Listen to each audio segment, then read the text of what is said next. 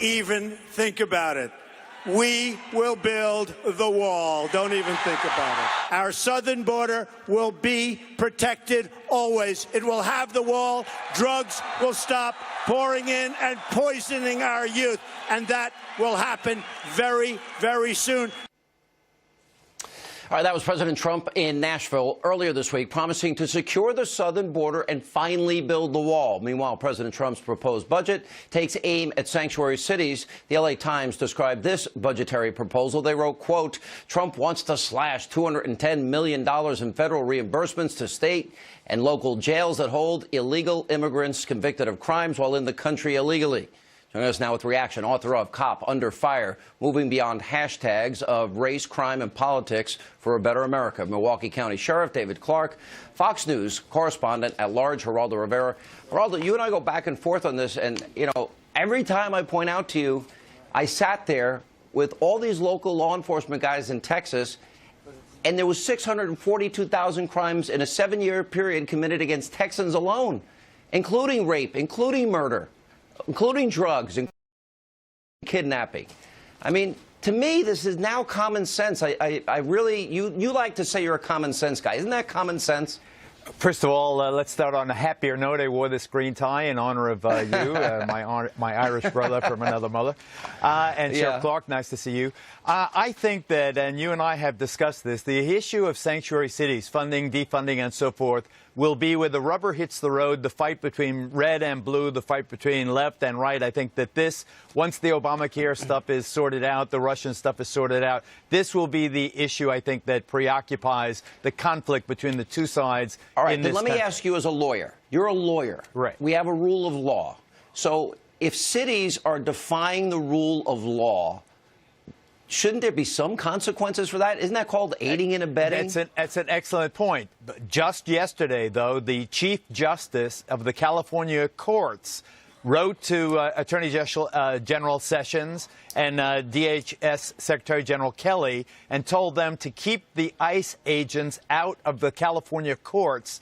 California does not appreciate. I foresee not only legal conflict, Sean, but I foresee conflict between, imagine a state or local cop facing an ICE agent and the cop saying to the ICE agent, you shouldn't be in here, you know, this is a courtroom, we don't want you. I see the potential for conflict. I think everyone's got to cool it You may down. be very well right. You probably actually are. And Sheriff Clarke, that's a problem, though, because this is now a breakdown in civil society, and it becomes lawlessness when you have states or municipalities deciding which laws they want to obey and which laws they refuse to obey, and they're willing to aid and abet criminals.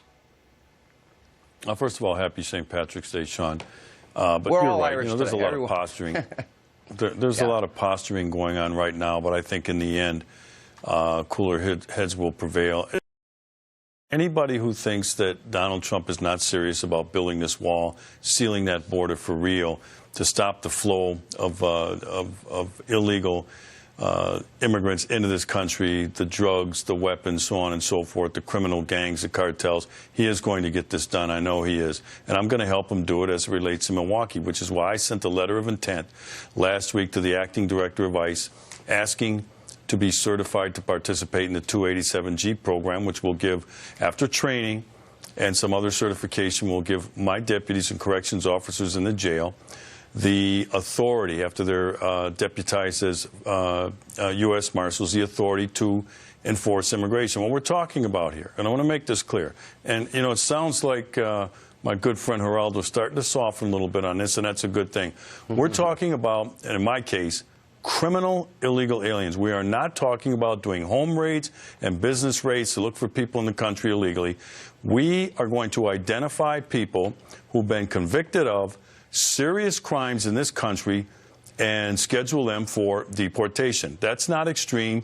That's reasonable. And anybody who is not for that is advocating for criminal behavior, because sanctuary cities provide a safe haven for criminal activity and criminal illegal aliens. I totally disagree with that because nothing prevents cops from enforcing the law. If someone commits a crime, they get arrested. What this is all about is whether that cop now has to hold the person they arrest after their sentence is served or they've been acquitted, just hold them for a federal immigration hold. If the over 350 municipalities and states have said, no, we're not going to do this. We are not immigration officials. We refuse to cooperate. This is not about law enforcement. This is only about whether county or municipal cops are also, federal deputies, in essence, enforcing immigration law. That's apart from the criminal law, which, of course, they have to enforce.